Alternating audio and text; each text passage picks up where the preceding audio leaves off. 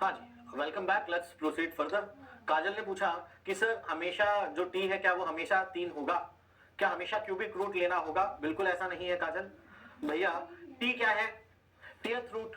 T का value इस question में 3 है क्योंकि 1990 और 2020 जो डेटा हमें दिया था उनके बीच का डिफरेंस 30 साल था, यानी 3 दशक था, इसलिए काजल यहाँ पर 3 आया।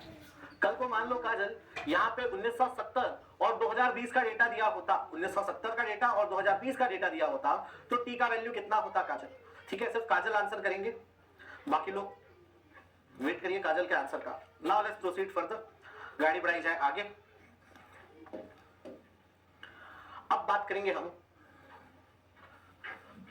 Decreasing rate of growth method का। डिक्रीजिंग रेट ऑफ ग्रोथ, जैसा मैंने आपको बताया था कि पहले 3 मेथड काफी इंपॉर्टेंट थे जिनको हमने डिटेल में पढ़ा भी, न्यूमेरिकल भी बनाया। वो 3 मेथड जो ज्यादा इंपॉर्टेंट थे वो क्या है? Arithmetical increase, incremental increase and geometrical increase. ये 3 इंपॉर्टेंट थे, इनको हमने डिटेल में डिस्कस किया। बाकियों को हम सब डिस्कस करेंगे, बहुत डिटेल में जाने की जरूरत नहीं है क्योंकि इंपॉर्टेंट नहीं है। Decreasing rate of growth method में सिर्फ सबसे इंपॉर्टेंट बात जो आपको याद रखनी है वो क्या याद रखनी है? This method is only applicable on cities having decreasing rate of growth.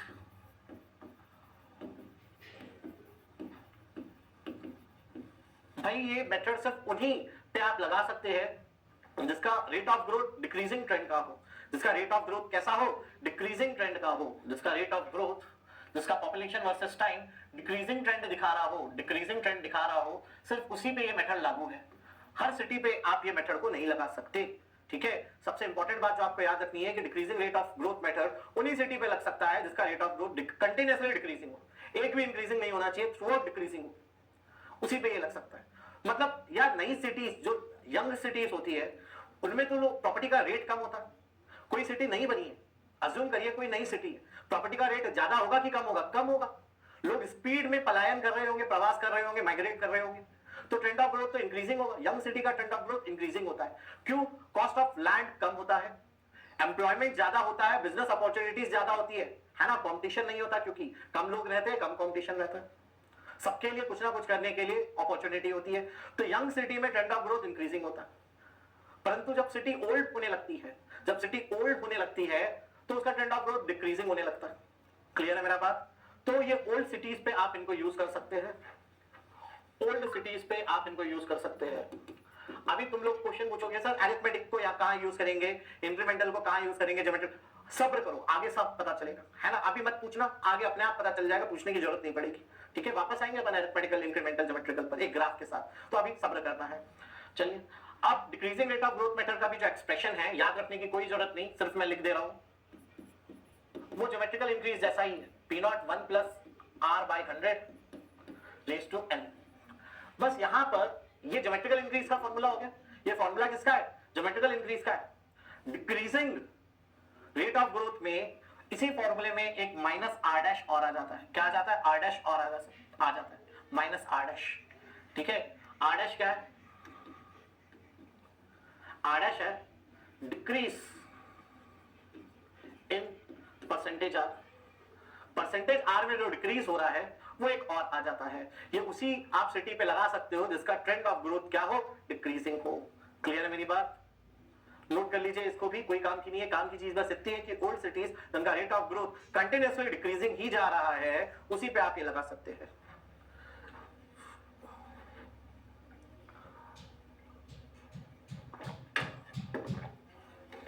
Correct काजल। चलिए गाड़ी बढ़ाते आगे।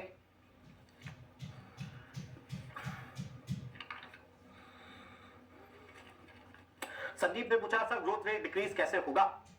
चलिए संदीप की बात भी समझते हैं, इसको नोट कर लो पहले, 10 सेकेंड और है आपके पास।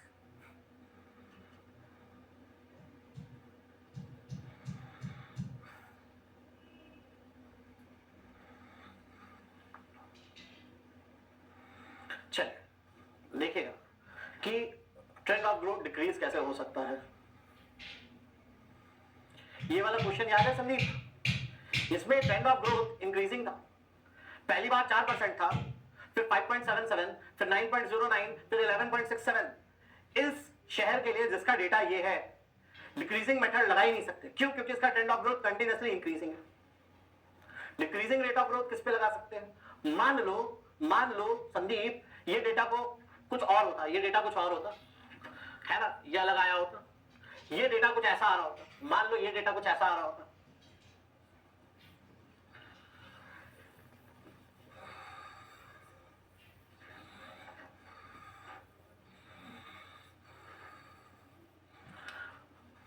मान लो यहां जो भी डेटा है संदीप, उसके हिसाब से मान लो यहां पहले वाले पे आया होता 8%, ठीक है, अगले वाले पे आया होता मान लो 6%, 5%, 2%।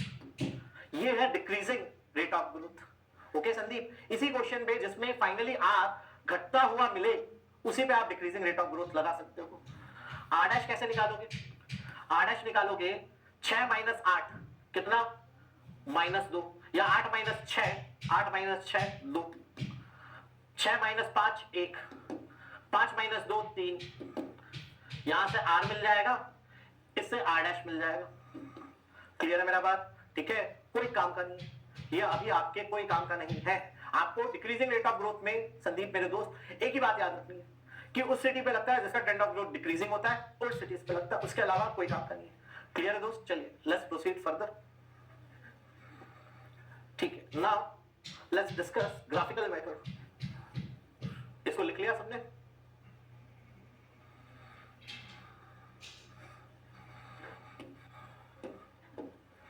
वही ग्राफिकल मेथड दो प्रकार के होते हैं, जैसा मैंने आपको बताया, सिंपल ग्राफिकल मेथड और कंपैरेटिव ग्राफिकल मेथड। पहले बात करते हैं सिंपल ग्राफिकल मेथड के बारे में।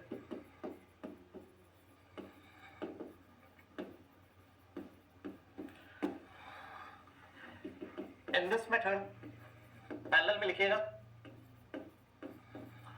Population versus time graph is plotted as per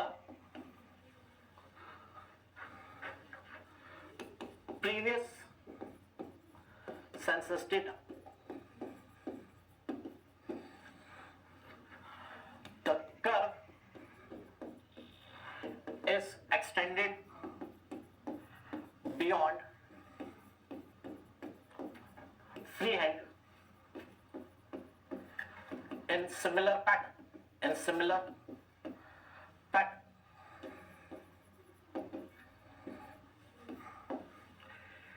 Thank you. Using the curve, future population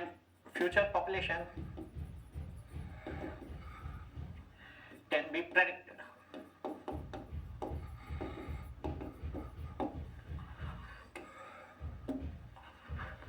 This method is not much accurate. ये मेथड ज्यादा एक्यूरेट नहीं होता, ये मेथड ज्यादा एक्यूरेट नहीं होता। नोट करिए, फिर बात करते हैं।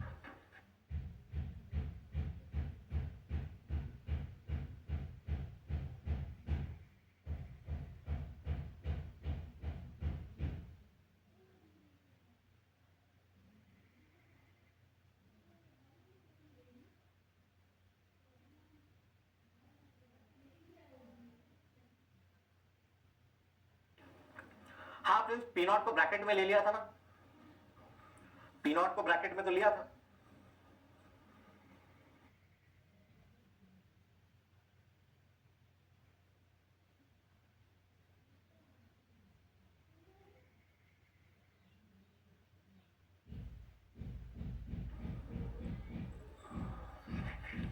चलिए देखा जाए प्रिंस साहब क्या बोलना चाह रहे हैं।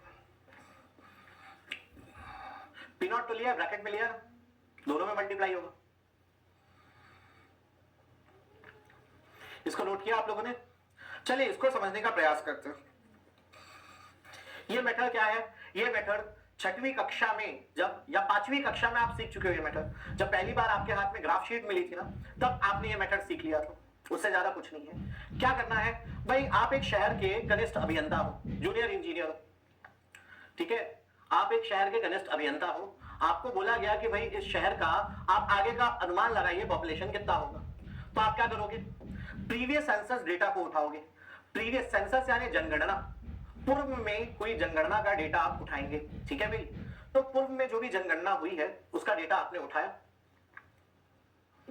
वाई एक्सिस पे आपने पॉपुलेशन प्लॉट करना चालू किया और एक्स एक्सिस पे आपने टाइम प्लॉट करना चालू किया, वाई एक्स, ठीक है, टाइम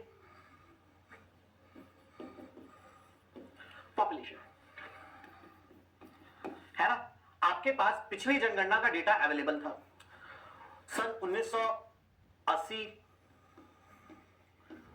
90,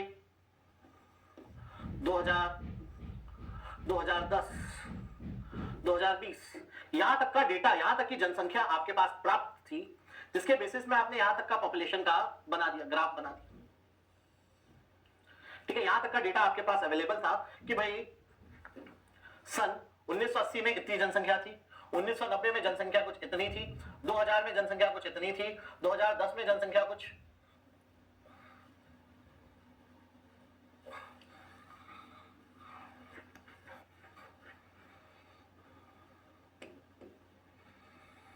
ठीक है, 1990 में जनसंख्या कुछ इतनी थी,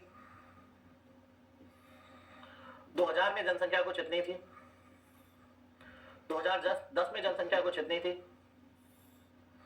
2020 में जनसंख्या कुछ इतनी थी। आपने यहां तक की जनसंख्या को प्लॉट कर दिया। ठीक है, ये आपको पॉपुलेशन प्राप्त थी जनगणना के डेटा से। आपने वहां तक का, जहां तक का आपके पास डेटा अवेलेबल था, वहां तक का आपने ग्राफ बना दिया। आपके पास 50 साल का डेटा अवेलेबल था, आपने 50 साल की जनसंख्या का ग्राफ बना दिया कि 5 लाख, 5 लाख 20 हजार, 5 लाख 30 हजार, जो भी शहर की जनसंख्या थी, आपने प्लॉट कर दी। सब लोग ये प्लॉट कर लेंगे, पिछले साल का डेटा दिया है तो टाइम के रिस्पेक्ट में जनसंख्या ग्राफ शीट पे सब प्लॉट कर लेंगे। पांचवी कक्षा में अपन ने ये सीखा था। आगे क्या करना है, ये जो पीछे का कर्व है इसको आपको फ्री हैंड से एक्सटेंड करना है। जिस पैटर्न में वो जा रहा है उसी पैटर्न में उसको आगे फ्री हैंड से एक्सटेंड करना है। देखिएगा मैं एक्सटेंड कर रहा हूं, फ्री हैंड से मैंने इस कर्व को पिंक कलर से एक्सटेंड कर दिया। ये देखिए, इस पैटर्न में मैंने उसको एक्सटेंड कर दिया। क्लियर है मेरी बात? अब मान लीजिए ये क्या है, आपका extended curve, this is your extended curve. Free hand से आपने उसका एक्सटेंड कर दिया। आपको, आपका लक्ष्य क्या है? आपका लक्ष्य है 2080 या 2090।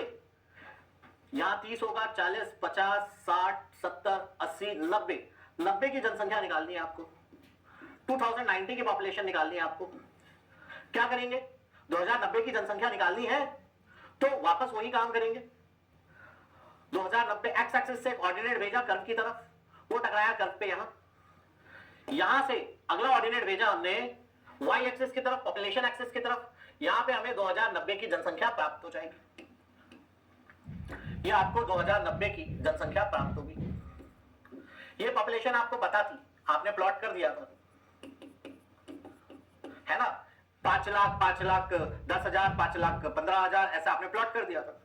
आगे 2090 की चाहिए तो 2000 आपने प्लॉट किया, जहां तक का पता था, कर्व को एक्सटेंड किया। इस कर्व की मदद से हम कोई भी पॉपुलेशन निकाल सकते हैं। 2080 की चाहिए, यहां से ऐसे प्लॉट लेंगे, यहां पर हमको पॉपुलेशन एक्सेस पे जनसंख्या मिल जाएगी, है ना।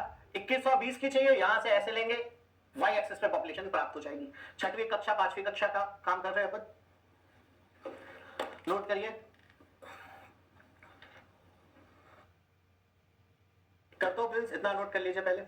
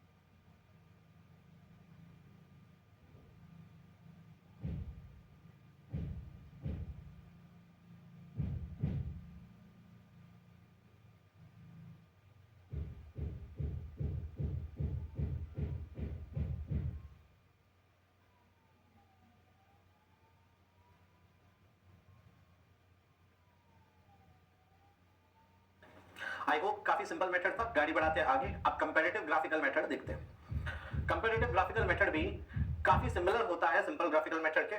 प्रिंस इसको फटाफट नोट करिए, स्पीड में नोट करो प्रिंस इसको। ये मेथड काफी ज्यादा एक्यूरेट नहीं है क्योंकि आप इसमें कोई कंप्यूटेशन तो कर नहीं रहे, है ना। बड़ी सिंपली पिछला डेटा है उसी को एज इट इज आगे बढ़ा के ग्राफ की मदद से आंसर निकाल रहे हो, तो ये बहुत ज्यादा एक्यूरेट मेथड नहीं है। कंपैरेटिव ग्राफिकल मेथड इससे ज्यादा एक्यूरेट होता है। कैसा होता है, विल सी टू दैट। ठीक है भाई, प्रिंस आगे बढ़ रहे हैं।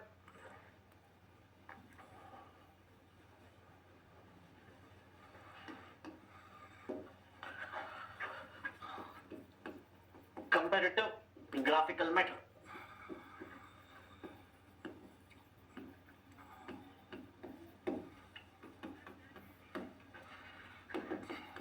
in this method population versus time graph is plotted using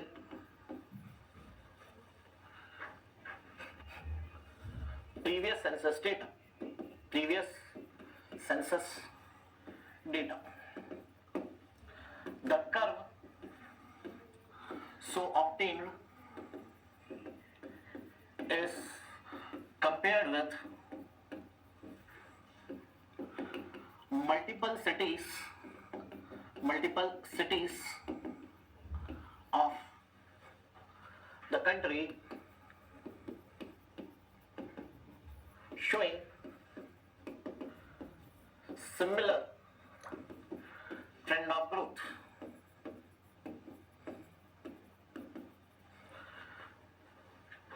And using which future population is predicted. Future population is predicted.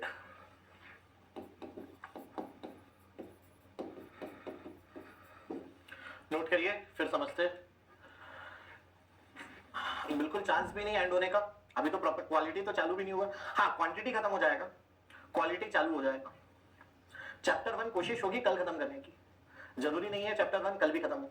Chapter 1 और चैप्टर 2 वीरेंद्र सबसे बड़े चैप्टर अपने चैप्टर 1 और चैप्टर 2 है। जैसे ही चैप्टर 2 खत्म होता है, चैप्टर 2 तो बहुत ही बड़ा, चैप्टर 2 खत्म होता है तो मान के चलो 50% अपना सिलेबस खत्म हो जाता है, क्योंकि बाद के चैप्टर छोटे छोटे है ना। कन्वेयंस ऑफ वाटर 1 दिन का, air pollution, noise pollution, municipal solid waste तो आधे दिन का है ना। एयर पोल्यूशन, नॉइस पोल्यूशन भी 1 ही दिन का या सवा दिन का। तो टेंशन मत लो, टाइमली कोर्स भी खत्म होगा। और ऐसा मत सोचो अपन को ज्यादा पढ़ना है, समझ के पढ़ना है ना। चलिए गाड़ी बढ़ाई जाए आगे, इसको नोट कर लिया आप लोगों ने। तो भाई कंपैरेटिव ग्राफिकल मेथड क्या होता है समझने का प्रयास करते हैं। कंपैरेटिव ग्राफिकल मेथड में पहला काम तो सेम करते हैं जो सिंपल ग्राफिकल में करते हैं। कंपैरेटिव ग्राफिकल मेथड में पहला काम तो एग्जैक्टली सेम होता है जो सिंपल ग्राफिकल में होता है। क्या? कर्व बनाओ पूर्व जनगणना के बेसिस पर, जो भी आपके पास डेटा है उसको यूज करते हुए पॉपुलेशन वर्सेस टाइम का कर्व बनाओ। पहला काम तो ये करना होता है। उसके बाद हम बाकी सिटीज के डेटा से अपने शहर को कंपेयर करते हैं। ठीक है, चलिए कैसे करते हैं उसको देखा जाए। वापस मैं इसी ग्राफ का यूज कर ले रहा हूं क्योंकि अपन ने ये बनाया था, इसी ग्राफ का मैं इस्तेमाल कर रहा हूं। ठीक है,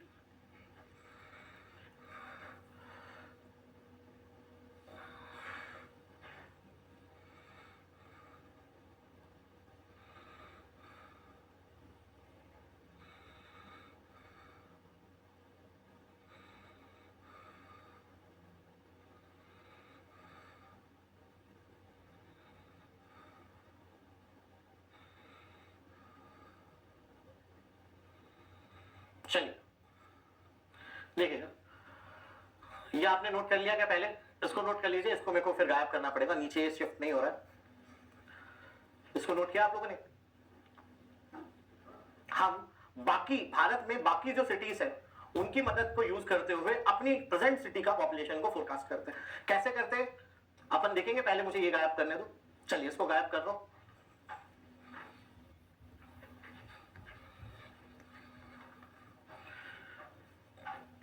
चलिए अब देखिए, ये आपका शहर है जिसके आप कनिष्ठ अभियंता हो, है ना। ये आपका शहर है जिसके आप कनिष्ठ अभियंता हो।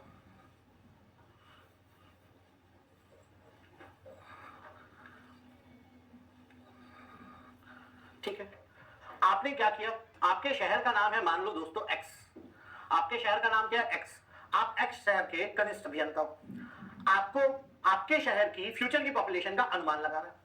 पहला काम क्या किया आपने, प्रीवियस जनगणना उठाई, पॉपुलेशन वर्सेस टाइम ग्राफ आपने प्लॉट कर दिया आपके शहर एक्स का, आपके शहर एक्स का आपने पॉपुलेशन वर्सेस टाइम प्लॉट कर दिया। क्लियर है मेरी बात? ठीक है, आपके शहर एक्स का आपने पॉपुलेशन वर्सेस टाइम कर प्लॉट कर दिया। अब आप आपके ऑफिस में बैठे हुए थे, आप आपके ऑफिस में बैठे हुए थे, आपने सोचा कि भारत में अलग अलग शहर कुछ एक ही प्रकार से आगे बढ़ते हैं। आपका शहर एक्स थोड़ा नया है, आपने बहुत सारे सिटीज का डेटा बुलाया, आपने क्या पाया, आपने पाया कि आपके शहर का जो ग्राफ है, कर्व है, काफी हद तक सिमिलर है एक दूसरे शहर बेंगलोर से। मान लो एक दूसरे शहर बेंगलोर के काफी सिमिलर है, हाँ, पर कहां से कहां तक में, अभी के बेंगलोर से नहीं, पुराने बेंगलोर से। जब बेंगलोर बीते वर्षों में आपने पाया कि जो आपका शहर 1980 से 2020 में प्रोग्रेस किया है, बेंगलोर भी कुछ वैसा ही प्रोग्रेस किया था पूर्व के वर्षों में। 1920, 30, 40, 50, 60, आपने बोला कि आपका शहर एक्स कुछ वैसे ही प्रोग्रेस किया है जैसे पूर्व में बेंगलोर प्रोग्रेस किया था। मतलब बेंगलोर का भी कर्व ऐसा ही था 1920 से 1960 तक, जो आपके शहर का आज है 1980 से 2020 तक। परंतु बेंगलोर का डेटा तो आज तक का है, बेंगलोर का डेटा आज का भी है 70, 80, 90, 2000, 2010, 2020, है ना। बेंगलोर का डेटा 2020 तक का है, मतलब बेंगलोर का डेटा 1920 से 1960 तक तो आपके शहर एक्स की तरह गया, उसके बाद बेंगलोर का डेटा आपके पास 2020 तक है, उसके बाद बेंगलोर कुछ ऐसा गया, यहां तक का आपके पास बेंगलोर का डेटा मौजूद है। This is Bangalore. क्लियर है मेरा बात? समझने का प्रयास करना।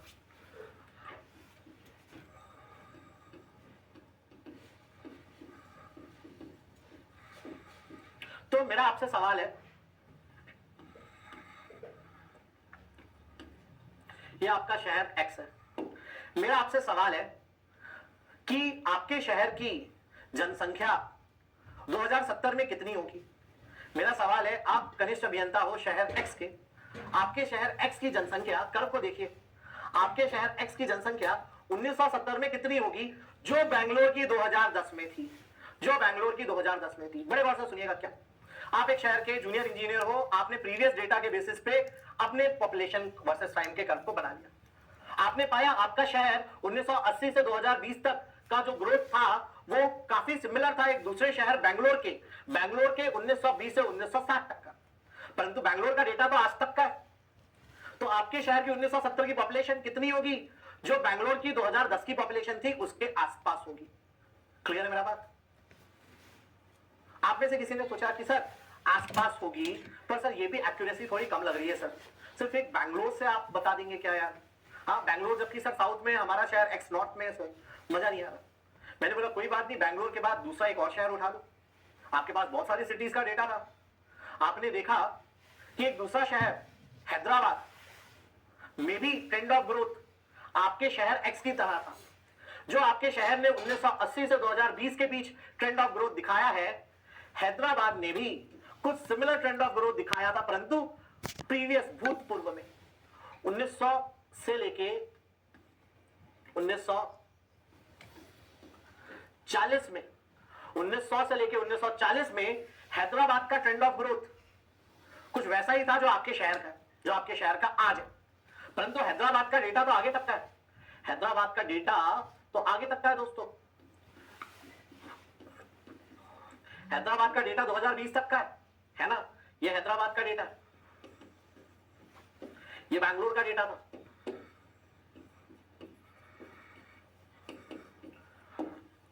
हैदराबाद का कर्व तो आगे तक का है, हैदराबाद का कर्व, अरे यार कलर सेम हो गया क्या, इस कलर को ऐसे कर लेते चलो,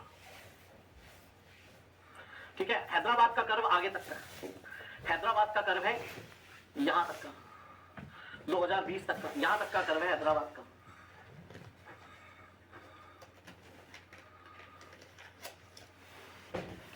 हैदराबाद का डेटा यहां तक का। तो अब मान लीजिए आपको आपके शहर की जनसंख्या निकालनी है, आपके शहर की जनसंख्या निकालनी है 2070 की। तो आप क्या करोगे? पॉपुलेशन ऑफ सिटी एक्स, आपकी सिटी क्या एक्स 2070 में निकालनी है, तो किसके बराबर होगा? आपके शहर की जनसंख्या 2070 में बराबर होगी हैदराबाद की जनसंख्या जो 1990 में थी उसके, और बराबर होगी बेंगलोर की जो जनसंख्या 2010 में थी उसके। आपको और एक्यूरेसी चाहिए, दोनों का एवरेज ले लो।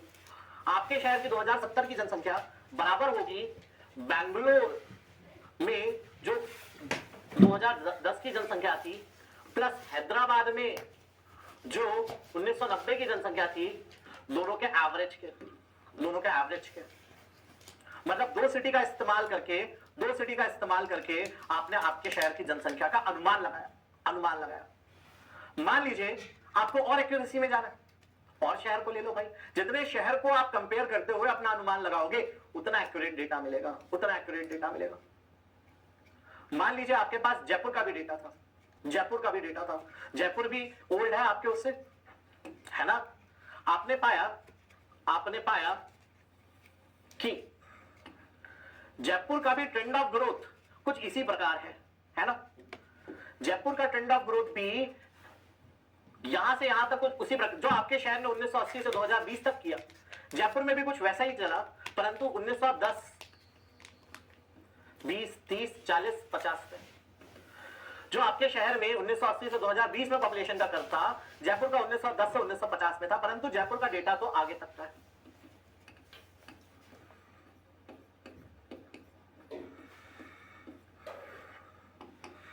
जयपुर का डेटा यहां तक का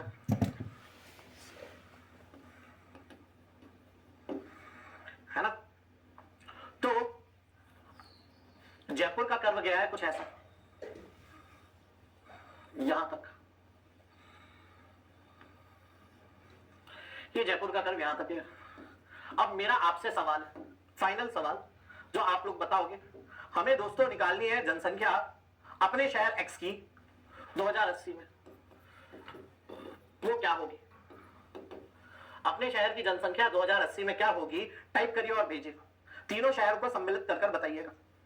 टाइप कैसे भी करिएगा, मैं समझ जाऊंगा आपका आंसर।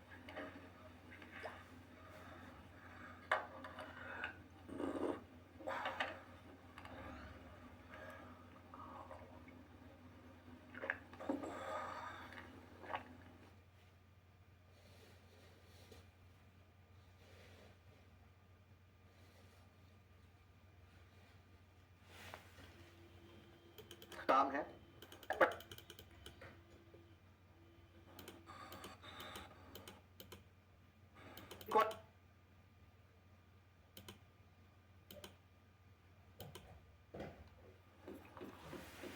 प्लस हैदराबाद की 2000 की जनसंख्या,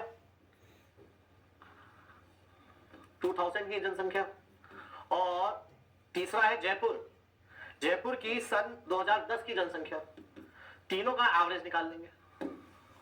क्लियर है मेरा बात? ठीक है। इसका बात करिए, it is an accurate method, ये एक्यूरेट मेथड होता है। Accuracy increases with number of cities, accuracy increases with considering more number of cities. जितनी ज्यादा सिटीज को कंसीडर करके आंसर दोगे उतना एक्यूरेसी आपका इंक्रीज होगा। ओके, नोट करिए।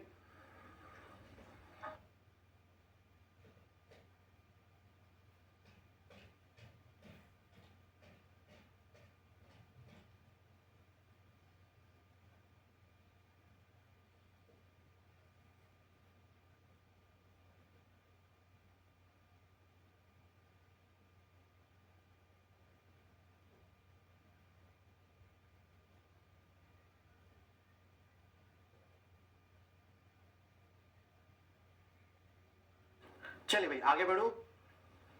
हाँ जी, कईयों का आंसर सही लग रहा है, सही दिख रहा है ना? आई होप आप लोग को समझ आ गया होगा। जैसे एक ने आंसर दे दिया है, दैट इज नवीन कुमार, सिर्फ बैंगलोर हैदराबाद जयपुर लिख दिया। बाबा बैंगलोर कौन से ईयर में, हैदराबाद कौन से ईयर में? हाँ कोई बात नहीं, आप समझ गए, ये मेरे को समझ आया। चलिए लेट्स प्रोसीड फर्दर गाइस, गाड़ी बढ़ाई जाए आगे। अब बात करेंगे लॉजिस्टिक कर्व मेथड के बारे में। Sixth one is logistic curve method. It is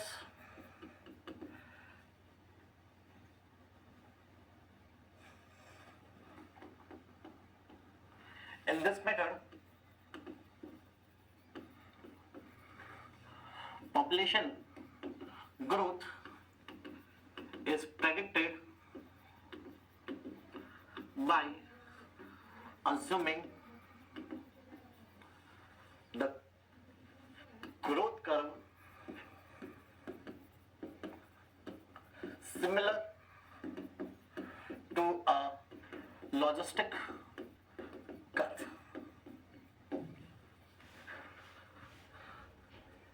It is applicable on cities which reaches saturation, no change in population,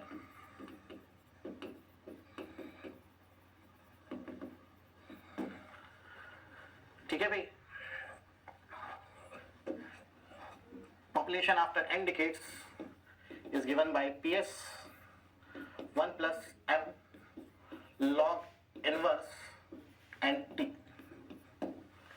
Okay, where PS is saturation population, PN is population after n decades, after n decades, m and n are constants. m is ps minus p naught whole upon p naught, ठीक है भाई? Parallel में इसको note करते रहिएगा। अब भाई ये सारे फॉर्मूले बहुत काम के तो नहीं है, पर नोट कर लीजिए, अच्छा है।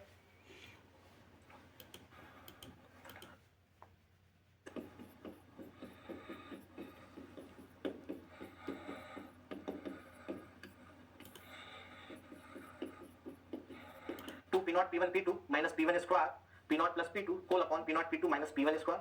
साथ ही साथ m और n कांस्टेंट होते हैं, m का वैल्यू कितना होता है? PS minus P naught upon P naught, और n का वैल्यू होता है 1 by t log P1 P naught minus P2 P2 P naught minus P1, ठीक है? ये n का वैल्यू हो जाता है आपका। ऐसे भी निकाल सकते हैं और ऐसे भी निकाल सकते हैं, OS1 and S1O।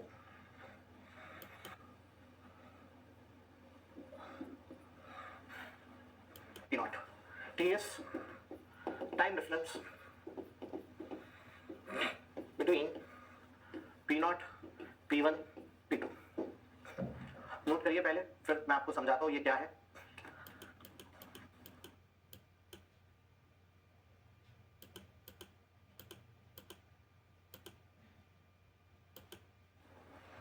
Equation of logistic curve भी लगे हाथों, नोट कर लीजिए।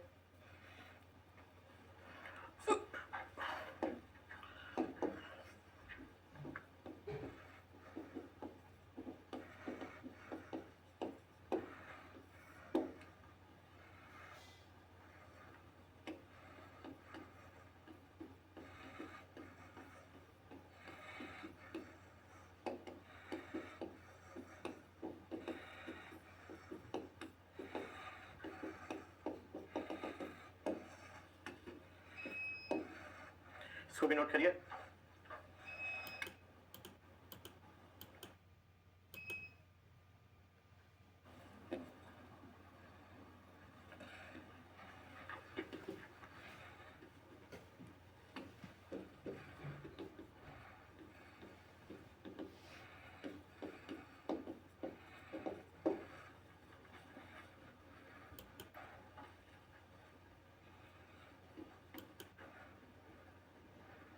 नोट किया आप लोगों ने?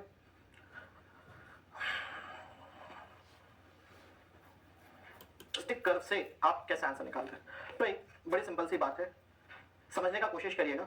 मान लीजिए एक लॉग कर्व है, एक लॉग कर्व है, एक लॉगरिथमिक कर्व है। हमें लॉगरिथमिक कर्व का पैटर्न पता चल जाएगा अगर हमें 3 डेटा पता है। भाई 2 पॉइंट के बीच जो स्ट्रेट लाइन भी हो सकती है, 2 पॉइंट के बीच स्ट्रेट लाइन भी हो सकती है, ऐसा कर्व भी हो सकता है, ऐसा कर्व भी, कैसा भी कर्व हो सकता है। तो हमें 3 पॉइंट की जरूरत है अपने कर्व को बनाने के लिए। तो 3 पॉइंट आपको हमें बताना पड़ेगा। तो आपको 3 डेटा दिया होगा 1980, 1990, 2000, मतलब बराबर बराबर इंटरवल में कोई भी 3 सक्सेसिव ईयर्स का आपको डेटा दिया होगा। उनको हम बोलेंगे P0, P1, P2, provided population data. T क्या है? उनके बीच का टाइम इंटरवल, है ना, जो 10 साल भी हो सकता है। मान लो P0 आपको 1960 का दिया है, P1 1970, P2 1980, तो T आपका 10 ईयर्स हो जाएगा। पर वही अगर ये 1960, 1980 और 2000 का दिया, 20-20 साल के गैप में दिया डेटा, तो T आपका 20 साल हो जाएगा। अगली चीज, लॉजिस्टिक कर्व आपको अभी पढ़ना ही नहीं है, मैं आपको बस बता रहा हूं। एक कान से सुने, जो चाहे उसी कान से निकाल भी सकता है। बाकी लोग इस कान से निकाले, जो चाहता है इसी कान से सुन के इसी कान से निकालना, वो भी चलेगा। अभी कोई काम का नहीं लॉजिस्टिक कर्व। क्लियर है मेरा बात? अब मान लो आपको 3 डेटा दिया हुआ है 1960, 1980 और 2000 का। तो P0, P1, P2 हमें दिया हुआ है, जनसंख्या दी हुई है, T मिल गया 20 ईयर्स। तो सबसे पहले क्या निकालेंगे हम? सबसे पहले हम सैचुरेशन पॉपुलेशन निकालेंगे। सैचुरेशन पॉपुलेशन क्या होती है भाई? कोई भी शहर में जनसंख्या वृद्धि होती है, फिर डिक्रीजिंग कर्व आता है, फिर एक बात थम जाती है, जनसंख्या सैचुरेट हो जाती है। सैचुरेशन पॉपुलेशन मतलब अंतिम जनसंख्या। उसके बाद हर साल शायद 1 लाख 2 लाख नए लोग शहर में आएंगे, 1 लाख 2 लाख छोड़ के जाएंगे जिनको जॉब नहीं मिली, अपॉर्चुनिटी नहीं मिली, मतलब जनसंख्या कांस्टेंट होगी। सैचुरेटेड पॉपुलेशन मतलब वो जनसंख्या अब उसके बाद शहर में और ना वृद्धि ना बढ़ाई होगी पॉपुलेशन की, ना घटाई होगी, जनसंख्या सैचुरेट हो गई, there will be no change in the population after that. तो हमको P0, P1, P2 दिया हुआ है, T हमने निकाल लिया, उनके बीच का टाइम डिफरेंस, PS निकाल लेंगे इस एक्सप्रेशन से। P0 पता है, P1 पता है, P2 पता है, P1 पता है, P0 पता है, P2 पता है, सब पता है, PS मिल जाएगा, M मिल जाएगा। M कैसे मिल जाएगा? PS प्राप्त हो गया है, P0 क्वेश्चन में दिया था, M प्राप्त हो जाएगा। दूसरा कांस्टेंट N कैसे प्राप्त हो जाएगा? T टाइम डिफरेंस हमें पता है, P0 पता है, P1 पता है, PS निकाल लिया था, N पता चल जाएगा। अब जिस भी वर्ष की आपको जनसंख्या निकालनी है, जिस भी वर्ष की आपको जनसंख्या निकालनी है, आप उस वर्ष की जनसंख्या इस फॉर्मूले से निकाल सकते हैं। आप उस वर्ष की जनसंख्या इस फॉर्मूले से निकाल सकते हैं। क्लियर है मेरा बात? यहां पे जो टाइम होगा, इसको T1 ले लो, या इसको पॉपुलेशन T1 कर लो, है ना, दो अलग अलग टाइम्स है। ये T है time difference between P0, P1, P2, और T1 क्या है? जिस वर्ष पे आपको जनसंख्या निकालनी है वो। T1 क्या है? Time for which population is to be forecasted, किस वर्ष में आपको पॉपुलेशन निकालनी है। ठीक है, प्रेजेंट पॉपुलेशन P0 से कितने वर्षों बाद आपको पॉपुलेशन निकालनी है, वो आपका T1 होता है। तो आप फॉर्मूला में T1 कर लो, 2 T हो जाएंगे वरना। ठीक है, नोट कर लीजिए फटाफट, आपके अभी ये कोई काम का नहीं है, सिंपल है, टफ नहीं है। मींस में आप इसको पढ़िएगा जरूर से, नहीं भी पढ़ोगे तो चल जाएगा, आज तक नहीं आया इस पे क्वेश्चन। ESE मेंस और बाकी स्टेट मेंस में जरूर आ चुका है, तो छोड़िएगा भी नहीं।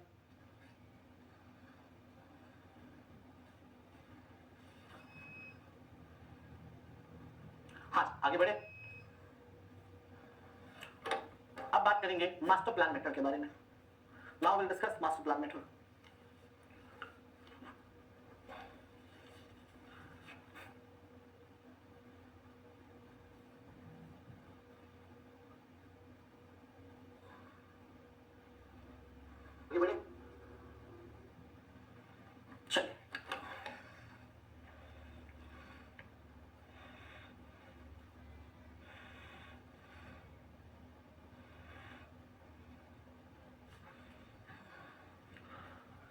रंजन मेरे दोस्त, ये फॉर्मूला कुछ भी नहीं, लॉग कर्व का फॉर्मूला है, समझना, मैथ्स कमजोर है भाई।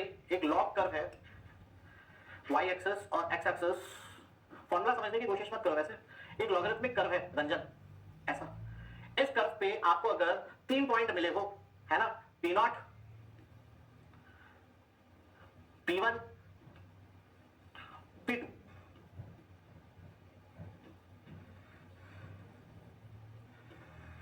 तीन पॉइंट अगर हमें इस कर्व पे मिले हो, हम पूरा कर्व बना सकते हैं। हमें लॉग का कर्व का 3 पॉइंट मिल जाएगा, तो उसके बेसिस पे हम पूरा कर्व का ट्रैजेक्टरी बना सकते हैं। क्लियर है मेरा बात? ठीक है, अच्छा, उसके बेसिस पे हम क्या करते हैं, पहले तो ये PS निकाल लेते, है ना। उसके बाद किसी भी ईयर का, एक बार हमें कर्व मिल गया है, किसी भी ईयर T का हम निकाल सकते हैं। उसके लिए आपको कांस्टेंट निकालना पड़ेगा। वो कांस्टेंट्स क्या है? एब्सिसा, M और N क्या होगा, है ना, एक्स कोऑर्डिनेट का एब्सिसा और वाई ऑर्डिनेट का एब्सिसा, M और N क्या होगा, उसमें मत जाओ, कोई बात नहीं। चल गाड़ी बढ़ाते आगे, इस पे बहुत ज्यादा समय ना व्यर्थ करते हुए, लेट्स प्रोसीड फर्दर गाइस। अब आता है एक master plan method. Master plan method क्या है इसे भी समझिए।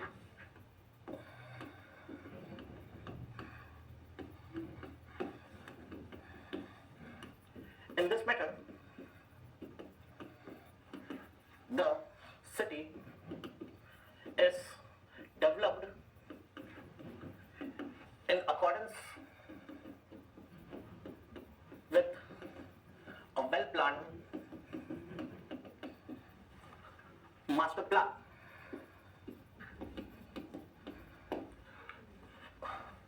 The development is regulated by government policies, regulations,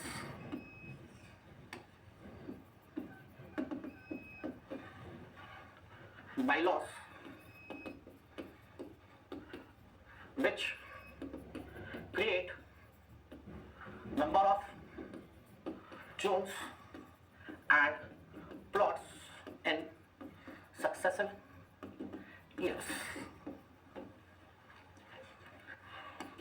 The future population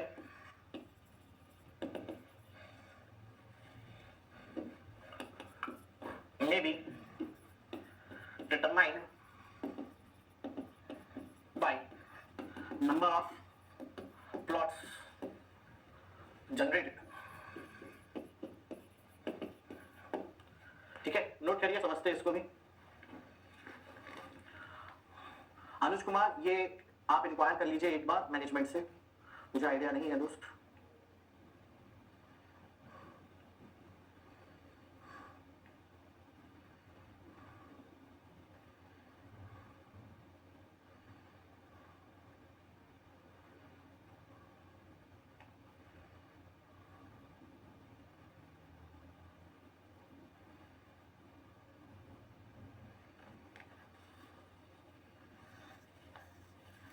जहां तक मुझे आइडिया नहीं लेना पड़ता है ना, जो लोग का मीन्स निकलता है उनको मिलता है डायरेक्ट, है ना। एक बार फिर भी मैनेजमेंट से कंफर्म कर लीजिए, वो बेटर होगा।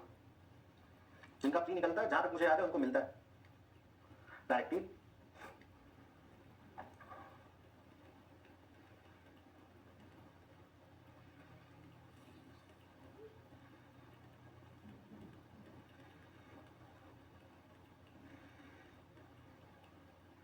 हाँ चलिए, गाड़ी आगे बढ़ाते हैं, फटाफट नोट कर लीजिए इसको। क्या करते हैं मास्टर प्लान मेथड से, उसको समझने का प्रयास करिएगा। मास्टर प्लान मेथड में एक शहर का काफी वेल प्लान्ड तरीके से डेवलपमेंट किया जाता है। मान लीजिए एक शहर है कुछ ऐसा, a city called X। अब गवर्नमेंट को पता है कि किस साल वो कौन सा पॉलिसी या कौन सा रेगुलेशन या कौन से बायलॉ को पास करेंगे। गवर्नमेंट को अच्छे से पता है कब किस एरिया का ग्रीन बेल्ट हटेगा, गवर्नमेंट को पता है कब कहां पे लकड़ी काटना अलाउ करेंगे, गवर्नमेंट को पता है तालाब में कब मछली पकड़ना अलाउ करेंगे, है ना। किस क्षेत्र में, उस शहर के, उस एरिया के किस क्षेत्र में कब कौन सी पॉलिसी आएगी, किस साल कौन सी पॉलिसी आएगी, गवर्नमेंट को पता है। कब स्कूल खोलेंगे, कब मंडी बोर्ड स्थापित होगा, मंडी स्थापित होगी, है ना, सब गवर्नमेंट को पता है। कब मंदिर खोलेंगे, ठीक है, कब हॉस्पिटल खोलेंगे। अब मान लीजिए गवर्नमेंट ने क्या किया, इस पर्टिकुलर एरिया से ग्रीन बेल्ट हटा दिया, है ना, और बोला यहां पर लैंड खरीदना अलाउड है, लैंड खरीदना इस एरिया में अलाउड है।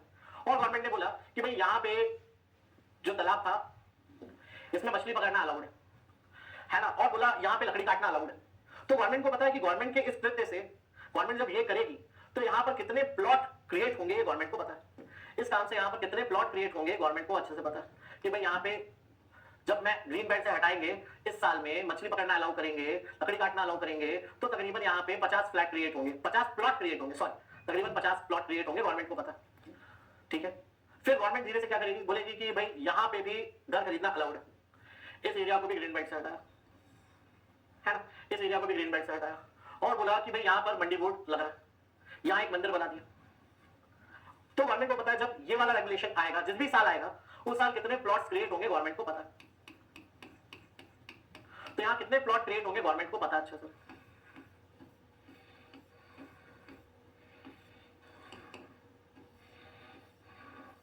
फिर ऐसे ही किस जगह पे क्या रेगुलेशन लाने के कारण कितने किस ईयर में हम क्या रेगुलेशन लाएंगे, पॉलिसी लाएंगे, जिसके कारण कितने नंबर ऑफ प्लॉट्स क्रिएट होंगे उनको पता है। से फॉर एग्जांपल 1000 प्लॉट्स क्रिएट होते हैं किसी पॉलिसी के कारण, किसी ईयर में 1000 प्लॉट्स क्रिएट होते हैं, तो population increase due 1000 new plots generated, 1000 नए प्लॉट्स का जनरेशन होने पे कितनी पॉपुलेशन बढ़ेगी, 10 आदमी प्रत्येक प्लॉट पे आके बसेंगे। ऑन एन एवरेज 10 आदमी प्रत्येक प्लॉट पर आकर बसेंगे, तो जनसंख्या, गवर्नमेंट सोचेगी जनसंख्या 10,000 से वृद्धि हो गई। इस साल ये काम करेंगे तो इस एरिया में 1000 प्लॉट बने, उस एरिया में 200 प्लॉट बने, उस एरिया में 50 प्लॉट बने, इस एरिया में 500 प्लॉट बने, टोटल इतने प्लॉट बने, 10% पर प्लॉट, तो जनसंख्या इस साल इतने से आगे बढ़ जाएगी। क्लियर है मेरा बात? ये मास्टर प्लान मेथड कहलाता है। नोट करिए।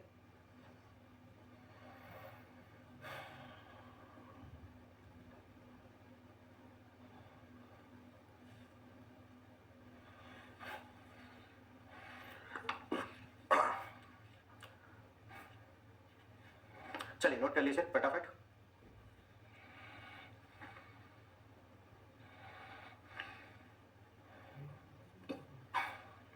अब तो ये था आपके पॉपुलेशन फोरकास्टिंग के बहुत सारे मेथड्स।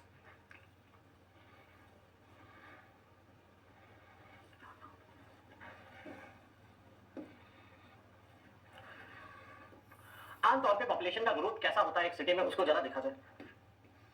फिर से पॉपुलेशन वर्सेस टाइम ग्राफ बनाया जाए। ये आपका पॉपुलेशन है, population axis, this is your time axis.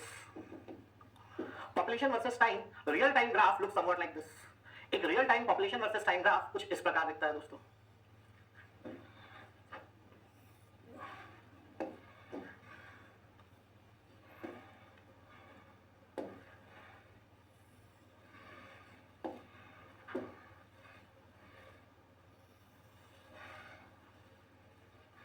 ये होती है आपकी सैचुरेटेड पॉपुलेशन।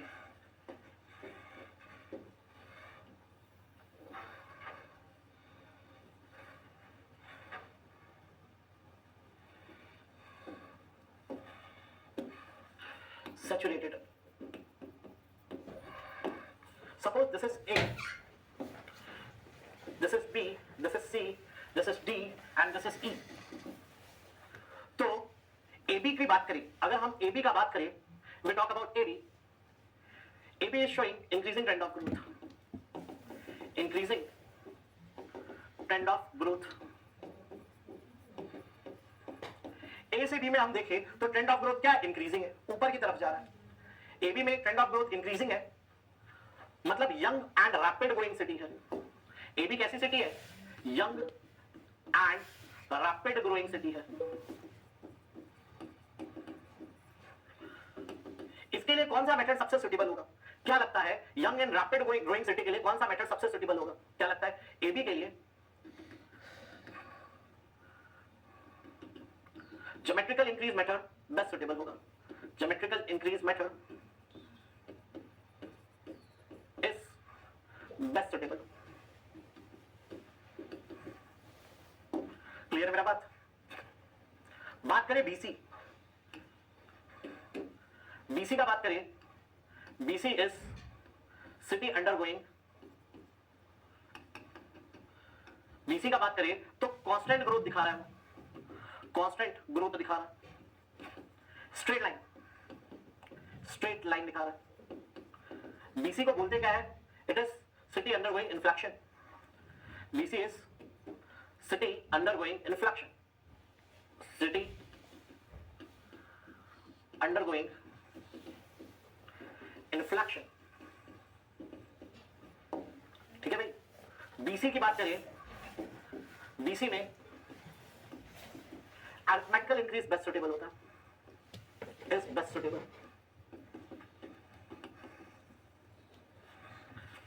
बात करें अब सीडी की, सीडी में डिक्रीजिंग ट्रेंड ऑफ ग्रोथ दिख रहा है, तो decreasing growth rate method suitable हो। Decreasing rate of growth method, growth method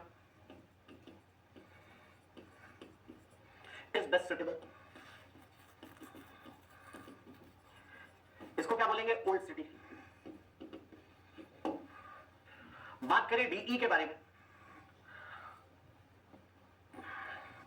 if you talk about DE,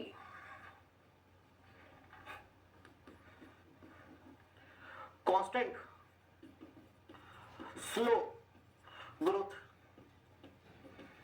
almost straight line,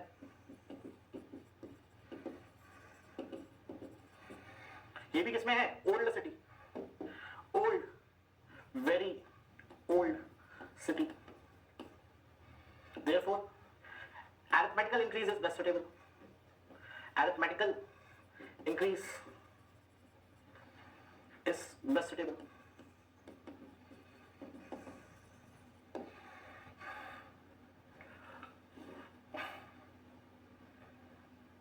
बात करें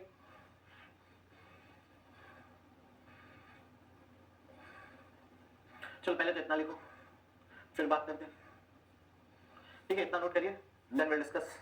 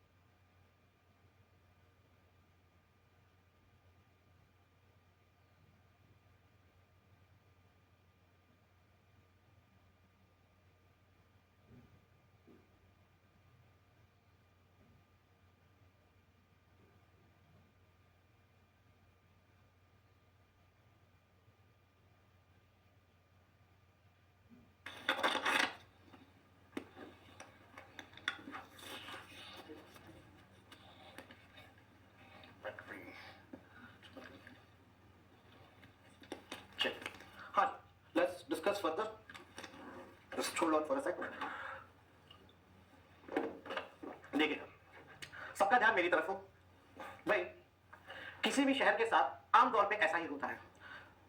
क्या हर शहर सैचुरेशन पाता है? वो डिपेंड करता है लोकल कंडीशन, उसकी बाउंड्रीज कैसी है। उसकी बाउंड्रीज पैक्ड है, लोकल कंडीशन ऐसी है कि उसके बाद अब बाहर जा ही नहीं सकता, तो एक दिन यकीनन उसमें सैचुरेशन आएगा। परंतु सिटी ऐसी है कि इसमें फैलने का स्कोप है ना? मुंबई थाने बनेगा, थाने से थोड़ा और दूर जाएंगे, जाते जाएंगे तो फिर वो सैचुरेशन नहीं आएगा। क्लियर है मेरा बात? अब आमतौर पे हर सिटी के साथ ऐसा ही होता है। जब प्रॉपर्टी का कॉस्ट कम होता है, नई जगह है, बिजनेस अपॉर्चुनिटीज ज्यादा है, लोग स्पीड में प्रवास करते हैं, ट्रेंड ऑफ ग्रोथ इंक्रीजिंग होता है। प्रॉपर्टी का रेट पहले था 500, नहीं पहले था 100 रुपए स्क्वायर फीट, स्पीड में भागे लोग। पहले साल 10,000 भागे, अगले साल 15,000 भागे, फिर 20,000 भागे, हर साल पिछले साल से ज्यादा भागे। एक पॉइंट आएगा बी, अब प्रॉपर्टी का रेट फॉर एग्जांपल मान लो हो गया है 2,000 रुपए स्क्वायर फीट। प्रॉपर्टी कितना हो गया है? 1,500, 2,000 रुपए स्क्वायर फीट हो गया। अब लोगों के दिमाग में थोड़ा सा दुविधा है कि यार बहुत सारा जॉब भी चालू हो गया, कोई ना कोई जॉब कर रहा है, बिजनेस की अपॉर्चुनिटी है कम हो गई है, जॉब है पर पहले के कंपैरिजन में कम हो गया, प्रॉपर्टी का रेट 1200 पहुंच गया, तो अब जाया जाए कि नहीं जाए? तो हर साल 20,000, हर साल 25,000 नए लोग आ रहे थे, इस साल भी 25,000 नए लोग हैं, अगले साल भी 25,000 नए लोग हैं, तो कांस्टेंट ग्रोथ से आगे बढ़ा, बीसी में स्ट्रेट लाइन से आगे बढ़ा। That is what you call city undergoing inflection. Inflection मतलब constant growth, the angle, the tangent of the curve is the curve itself, उसे इन्फ्लेक्शन बोलेंगे। उसके बाद क्या होगा? पॉइंट सी पर जॉब अब बहुत कम होने लग गई, बिजनेस अपॉर्चुनिटीज बहुत कम होने लग गई, प्रॉपर्टी का रेट पहुंच गया है 3200-3500, अब लोगों के जाने अब भी जा रहे है ना, पर रेट कम हो गया, डिक्रीज हो रहा, मतलब पिछले साल 25,000 नए आए थे, उसके अगले साल 22,000 ही नए आए, फिर 18,000 ही नहीं आए, फिर 15,000, हर साल पिछले साल से कम लोग नए आए। फिर आएगा D E, D point is a point which is quite near to saturation. D से ई जो कर्व है वो ऑलमोस्ट स्ट्रेट लाइन है, D to E slow growth है, स्लो कांस्टेंट ग्रोथ है, it is almost a straight line, it is sitting which is reaching saturation, very old city। अब rapid growing, हमें पता है भाई ज्योमेट्रिक इंक्रीज ऐसे भागता है, स्ट्रेट लाइन में हमें पता है अरिथमेटिकल इंक्रीज लगाते हैं, डिक्रीजिंग ट्रेंड में हमें पता है डिक्रीजिंग ग्रोथ मेथड लगाते हैं। बात उठी सर इंक्रीमेंटल कब लगाओगे, बात उठी कि सर कंपैरेटिव ग्राफिकल कब लगाओगे, बात उठी सर लॉजिस्टिक कर्व कब लगाओगे, तो उसके लिए एक और नोट लिखना पड़ेगा, उसके लिए थोड़ा ऊपर करना पड़ेगा।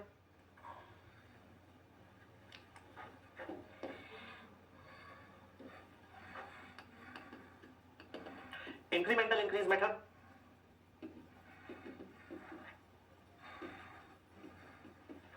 Logistic curve method, comparative graphical method,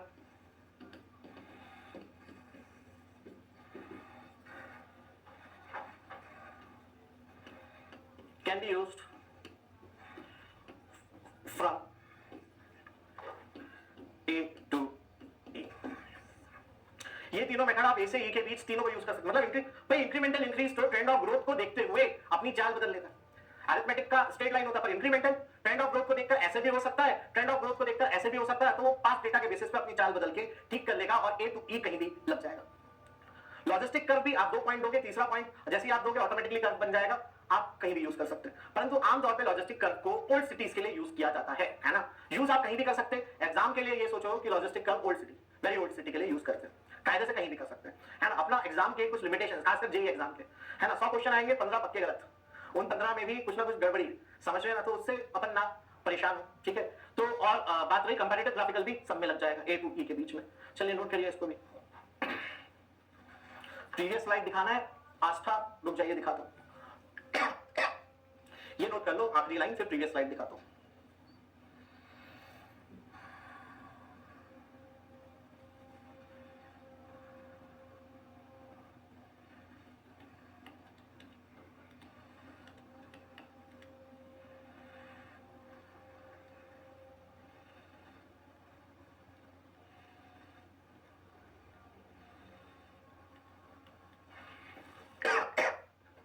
चलिए मूविंग ऑन। अच्छा प्रीवियस स्लाइड दिखानी थी, अरे यार, this is your previous slide. चलो वो जूम नहीं हो रहा है,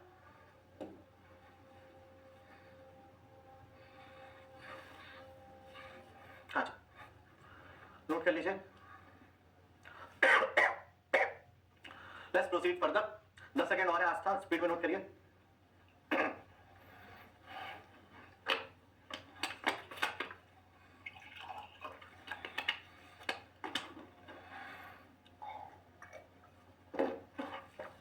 तो भाई ये थी कहानी क्वांटिटी ऑफ वाटर की, ये थी कहानी क्वांटिटी ऑफ वाटर की।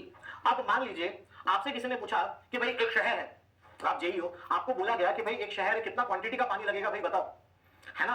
तो आपकी जिस हिसाब से पूरा वाटर सप्लाई स्कीम को बनाया जाए, तो आप क्या करोगे, प्रेजेंट पॉपुलेशन लोगे, प्रीवियस सेंसस डेटा के हिसाब से 30 साल 40 साल 50 साल बाद की पॉपुलेशन का अनुमान लगाओगे, कोट्स की मदद से वाटर डिमांड निकालोगे, पीक डिमांड निकालोगे, कोइंसिडेंटल ड्राफ्ट निकालोगे, पता करोगे दोनों में ज्यादा क्या, फिर डिस्चार्ज निकालोगे, एक आदमी को इतना पानी, इतने सारे आदमी है, टोटल कितना पानी, डिस्चार्ज पर सप्लाई आपको मिल गया, आपको क्वांटिटी ऑफ वाटर पता चल गया है, क्वांटिटी ऑफ वाटर आपने निकालना सीख लिया। अब बात करेंगे उनमें क्या क्वालिटी होनी चाहिए। Now will discuss quality of water, qualities या फिर properties of water.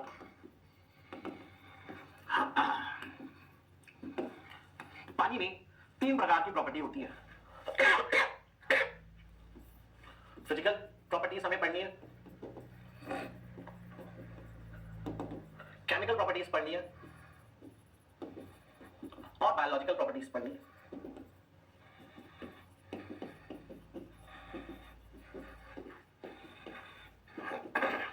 Physical properties में हमें पढ़ना है colour, odour, solids, turbidity. Chemical properties में हमें पढ़ना है pH, acidity, pH, hardness, alkalinity, nitrates, fluorides, toxic substances. और बायोलॉजिकल प्रॉपर्टीज में हमें पैथोजेंस के बारे में जानना है, टेस्ट पढ़ने हैं उनके, और कॉलीफॉर्म्स के बारे में जानना है। इतनी बातें हमें करनी है प्रॉपर्टीज ऑफ वाटर में। काफी इंपॉर्टेंट है, आप ऑलमोस्ट लिखित में ले सकते हो कि इसमें से एक क्वेश्चन आपको आना तय है, मतलब तय है, मतलब तय है। ठीक है, इनमें से इस पन्ने से नहीं, मतलब इससे आपको 1 या 2 क्वेश्चन पक्के में आएगा। आप जो एग्जाम दोगे उसमें आएगा।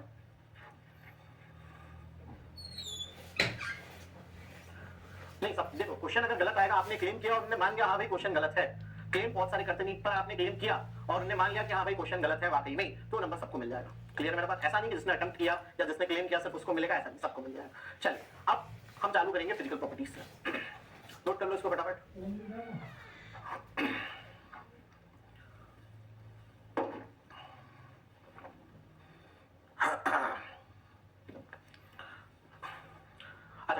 फिजिकल प्रॉपर्टीज यहां से तो अपन कल ही चालू करेंगे, अभी चालू करना थोड़ा सही नहीं है क्योंकि कुछ खत्म नहीं हो पाएगा सही से।